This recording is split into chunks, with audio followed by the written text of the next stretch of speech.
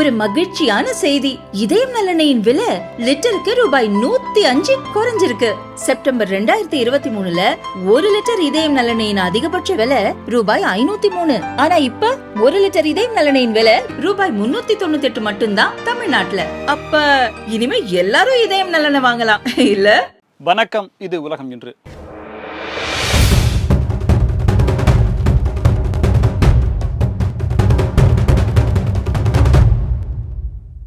Ukraine Russia போர் நிறுத்தம் 30 நாட்களுக்கு அமல் எப்போது அப்படின்ற கேள்வியோடு சர்வதேச ஊடகங்கள் இருந்த நிலையில் உக்ரைன் சம்மதம் தெரிவிச்சிருச்சு. ரஷ்யா இன்னும் சொல்லலையே அப்படின்ற நிலை இருந்த நிலையில் ரஷ்யாவும் இதற்கு சம்மதம் தெரிவிச்சிருக்கு. ஆனால் அப்படின்ற ஒரு ஈக்க போட்டு கடுமையான நிபந்தனைகள் சிலதை விதிச்சிருக்காங்க. இப்போது அமெரிக்கா இந்த நிபந்தனைகளுக்கு என்ன சொல்ல போகிறது அப்படின்றத வச்சு தான் போர் நிறுத்த ஒப்பந்தம் அமலுக்கு வருமா, எப்போது வரும் அப்படின்ற கேள்விகள்லாம் விழுது. அப்படி என்ன கடுமையான நிபந்தனை அப்படின்னு சொல்லப்படக்கூடிய அளவிற்கு புட்டின் அவர்கள் விதித்தார் அப்படின்ற விஷயங்களை பார்க்கலாம். 2 நாடுகளுக்குமே மிக கடுமையான பிரச்சனையாகவும் பேசுபொருளாகவும் தலைவலியாகவும் இருக்கிறது அப்படின்னா குர்க்ஸ் பகுதி அப்படின்றதான். இந்த பகுதியை கடந்த ஆண்டு உக்ரைன் ரஷ்யாவுக்குள்ளே போய் கைப்பற்றினார்கள் அப்படின்னு சொல்லி வெற்றி கொண்டாட்ட கழிப்பில் இருந்தாங்க. பல அறிவிப்புகளும் வந்தது. அது ஒரு மிகப்பெரிய முன்னெடுப்பாக, அதாவது உக்ரைன் படைகளுக்கான ஒரு வெற்றியாக பார்க்கப்பட்டது. இந்த போர் நிறுத்த ஒப்பந்தம் அப்படின்னு அமெரிக்கா பேச்சுவார்த்தை எடுத்த நிலையில், இந்த இராணுவ உதவிகள் அப்படின்றது நிறுத்தப்பட்ட நிலையில், ரேடார் சிக்னல்கள் அப்படின்றது நிறுத்தப்பட்ட நிலையில் ரஷ்யா மிக தீவிரமாக போராடி முழுவதுமாக அந்த குர்க்ஸ் பகுதியை நாங்கள் கைப்பற்றி விட்டோம் அப்படின்ற விஷயத்தை ரஷ்ய அதிபர் விளாடிமிர் புட்டினே சொல்கிறார். ஆனால் சுற்றி வளைக்கப்பட்ட அந்த குர்க்ஸ் பகுதியில் இருக்கக்கூடிய உக்ரைனிய வீரர்கள், அங்கே இராணுவ வீரர்கள் உள்ளே இருக்காங்க. அவங்க வெளியேறுவதற்கான முயற்சிகளில் செய்கிறாங்க. ஆனால் அதற்கு வாய்ப்புகள் இல்லை. நாங்கள் சுற்றி வளைச்சிட்டோம். சுற்றிலும் ரஷ்ய இராணுவம் இருக்குது. ஒன்று அவங்க போரிட்டு வீர மரணம் அடையணும், அப்படி இல்லையா ஆயுதங்களை போட்டுட்டு எங்கள்கிட்ட சரணடையணும் அப்படின்ற ஒரு ஆப்ஷனை தான் புட்டின் அவர்கள் சொல்கிறார். இந்த குர்க்ஸ் பகுதியில் இந்த 30 நாள் போர் நிறுத்த ஒப்பந்தம் அப்படின்னு வந்தால் என்ன மாதிரியான நிபந்தனைகளோடு இங்கே போர் நிறுத்த ஒப்பந்தம் கடைபிடிக்கப்படும் அப்படின்ற $1,000,000 கொஸ்டினை முன்வைக்கிறார். ரெண்டாவது, நிபந்தனைகள் அப்படின்றது 2 நாடும் பரஸ்பரம் ஒப்புக்கொண்டு நீங்கள் நிபந்தனைகளோடு 30 நாள் போர் நிறுத்த ஒப்பந்தம் கொண்டு வரீங்க இல்லையா, அந்த நேரத்தில் நிபந்தனைகள் கடைபிடிக்கப்படுதா அப்படின்னு மேற்பார்வை செய்யறது யாரு அப்படின்ற கேள்வியும் முன் வச்சிருக்காரு. குறிப்பாக 2 வகையில் இந்த போர் நிறுத்த ஒப்பந்தம் அப்படிங்கிறத உக்ரைன் ஆதரிக்கிறாங்க. அதாவது போர் நிறுத்த ஒப்பந்தத்தை உடனடியாக, மிக உடனடியாக, நாளைக்கே அல்லது இப்போவே கொண்டு வரணும் அப்படின்றதுல உக்ரைன் ஸ்ட்ராங்காக இருக்காங்க. அந்த போர் நிறுத்த ஒப்பந்தம் வந்த பிறகு, போர் நிறுத்தம் அமலுக்கு வந்த பிறகு நீண்ட கால அமைதிக்கான பேச்சுவார்த்தை தொடங்கணும். இந்த 2 விஷயங்களில் உக்ரைனும் அமெரிக்காவும் கூட அதற்கு சொல்கிறாங்க. ஆனால் ரஷ்யா இந்த இடத்துல மாறுபட்டு நிற்கிறாங்க. இந்த 30 நாள் போர் நிறுத்த ஒப்பந்தம் அப்படிங்கிறதுல நிபந்தனைகளோடு நீங்கள் நிறுத்துறீங்க, சரி, எல்லாமே ஓகே. இந்த 30 நாள் அப்படிங்கிறது நீங்கள் உக்ரைன் எதுக்காக எடுத்துக்கும்? இராணுவ தளவாடங்களை உக்ரைனுக்கு கொண்டு வர்றதுக்கும், இராணுவ வீரர்களுக்கு பயிற்சி அளிக்கிறதுக்கும், இன்னும் கடுமையாக போரிடக்கூடியதற்கான அந்த ஆயுதங்களை சேமித்து வைக்கிறதுக்குமான 30 நாள் கேப் அவங்க எடுத்துக்க போகிறாங்களா? ஒருவேளை அப்படி இல்லை அப்படின்னா இதை யார் கவனிக்கிறது அப்படின்றத மீண்டும் மீண்டும் ரஷ்யா கேள்வியாக வைக்கிறது. இந்த குர்க்ஸ் பகுதி அப்படிங்கிறது கிட்டத்தட்ட 2000 கிலோமீட்டர் பரப்பளவு உள்ள ஒரு பகுதியாக பார்க்கப்படுது. இது எப்படி கண்காணிக்கிறது, யார் இதற்கு நடுநிலையாக இருந்து விதியை மீறுகிறார்கள் அப்படின்றத யார் பார்க்கறது அப்படின்றதெல்லாம் சொல்லி புட்டின் கேள்விகள் எழுப்புறாரு, நிபந்தனைகள் வைக்கிறாரு. அப்படியே ஜெலன்ஸ்கி இது எல்லாமே அவர் சூழ்ச்சி பண்ணுறாரு. உண்மையிலே அவருக்கு போர் நிறுத்தத்திற்கான ஆசை, விருப்பம் அவருக்கு இல்லை. போரை தொடரணும் தான் அவர் விரும்புகிறாரு. உக்ரைனியர்களை கொன்று குவிக்கணும்னு அவர் நினைக்கிறாரு. போர் இன்னும் தொடர்ந்து கொண்டே இருக்கணும் அப்படின்றதெல்லாம் அவர் சொல்கிறாரு. ஏனென்றால் போர் நிறுத்த ஒப்பந்தம் வந்துச்சுன்னா ரஷ்யாவுடைய பொருளாதார பிரச்சனைகள் அப்படிங்கிறது வெளியில் வந்துடும். போர் இருக்கிறதுனால அங்கே ரஷ்ய மக்கள் எதையும் பற்றியும் எதுவுமே பேசாமல் இருக்காங்க அப்படின்ற விஷயத்தெல்லாம் ஜெலன்ஸ்கி தங்களுடைய தரப்பு வாதங்களை முன்னெடுத்து வைக்கிறார். ஜெலன்ஸ்கி அமெரிக்கா வந்துட்டு போன பிறகு சமரசமாகி அவங்க சொன்ன எல்லா விஷயங்களுக்குமே ஓகே சொல்கிறாரு.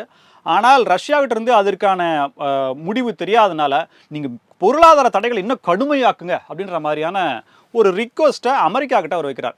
இவரை கேட்டு செஞ்சுதா அப்படின்றதெல்லாம் இல்லை. ஆனால் அமெரிக்கா மீண்டும் ரஷ்யா மீதான தடைகளை இன்னும் கடினமாக்கி இருக்காங்க. இதனால என்னன்னா, ரஷ்யா கிட்ட இருக்கக்கூடிய ஆயில மற்ற நாடுகளுக்கு விற்காங்க அப்படின்னா அந்த பணம் ரஷ்யாவுக்கு கிரெடிட் ஆகிறதுல பல சிக்கல்கள் இருக்கு.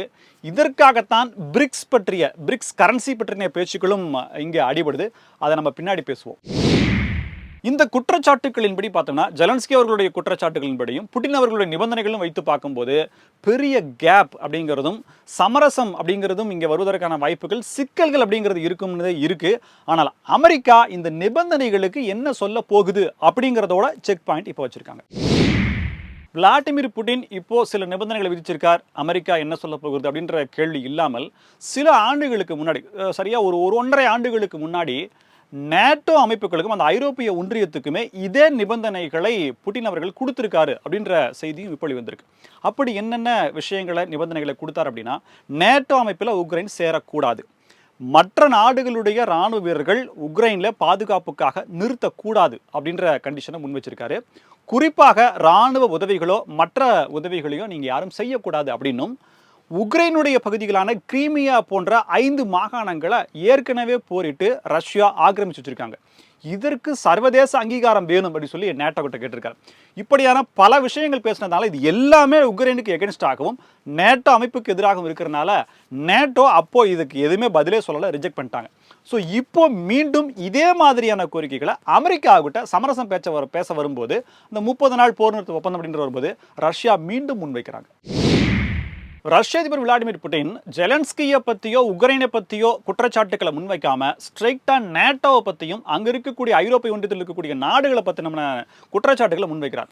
நீங்கள் இதற்கு முழுமையான ஆதரவு கொடுக்கறதுனால தான் உக்ரைன் இந்த மாதிரி நிலைப்பாட்டில் இருக்குது, ஸோ நீங்கள் உங்கள் நிலையை மாற்றிக்கணும் அப்படின்னும் ஒரு சர்வதேச அரங்கில் நேட்டோவை குற்றம் சாட்டி ஒரு மிகப்பெரிய பதற்றத்தை ஏற்படுத்தி அதாவது அமைதியான சூழல் இல்லாத நிலையை உருவாக்குவதற்கான முயற்சிகளை ரஷ்யா ஈடுபடுது அப்படின்னு ஜெலன்ஸ்கி குற்றம் சாட்டுறார்.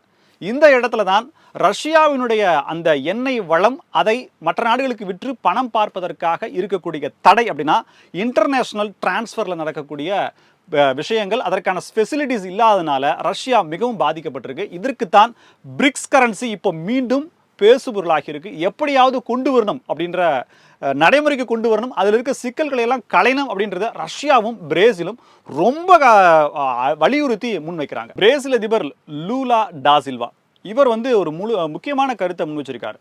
பிரிக்ஸ் அங்கமாக இருக்கக்கூடிய நாடுகள் இல்லாமல் மற்ற நாடுகளுமே அதில் உறுப்பினராகுவதற்காக இணைய இருக்காங்க.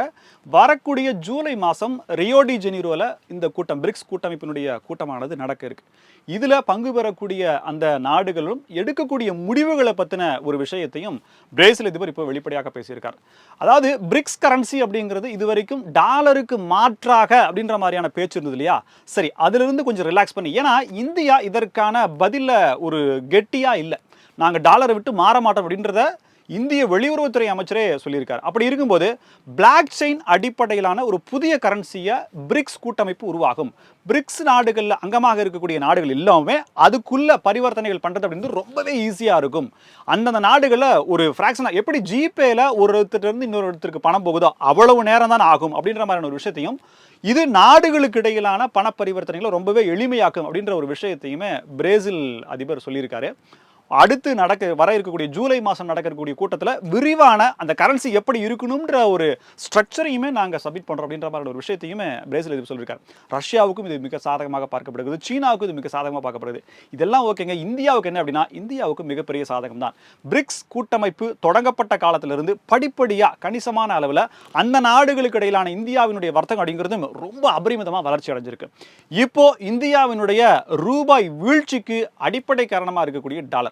ஒரு நாட்டோட பொருளை நம்ம வாங்குறோம் அல்லது ஒரு நாட்டுக்கு விற்கிறோம் அப்படின்னா எதற்குமே சம்பந்தம் இல்லாத டாலர் மூலமாக தான் நம்ம ட்ரேட் பண்ணணும் அப்படிங்கிறது எந்த வகையில் நியாயம் அப்படிங்கிறது இந்தியா உணர்ந்திருக்கு. இருந்தாலும் இந்தியா இதில் கொஞ்சம் அப்படியே நடுநிலையோட பார்ஷியலாக போகிற மாதிரி தெரியுது. பிரிக்ஸ் கூட்டமைப்பு நாடுகளுடைய கரன்சி அறிமுகப்படுத்தப்பட்டால் அது டாலருக்கான மிகப்பெரிய அடியாகவும் பார்க்கப்படும், இந்தியாவினுடைய பொருளாதார வளர்ச்சிக்கான ஒரு பாய்ச்சலாகவும் பார்க்க முடியுங்கிறதுல மாற்று கருத்து இல்லை. போர் நிறுத்த ஒப்பந்தத்துக்கு ரஷ்யா விதித்திருக்கக்கூடிய நிபந்தனைகளுக்கு அமெரிக்கா என்ன ஆன்சர் சொல்ல போகுது அப்படின்றத உலக நாடுகள் உற்று நோக்கி கொண்டிருக்கிறார்கள். ஒருவேளை ரஷ்யா உக்ரைன் போர் நிறுத்தம் அப்படின்றது வந்தால் பொருளாதாரத்தில் ஒரு மாற்றம், ஒரு ஏற்றம் இருப்பதற்கான வாய்ப்புகள் இருக்குது அப்படின்ற எதிர்பார்ப்பும் எகிரி இருக்கு. இது போன்ற உலக நிகழ்வுகளை உண்மை செய்திகளாக அறிந்து கொள்ள தொடர்ந்து இணைந்திருங்கள் தினமலருடன். இது உலகம் இன்று. நன்றி நேயர்களே.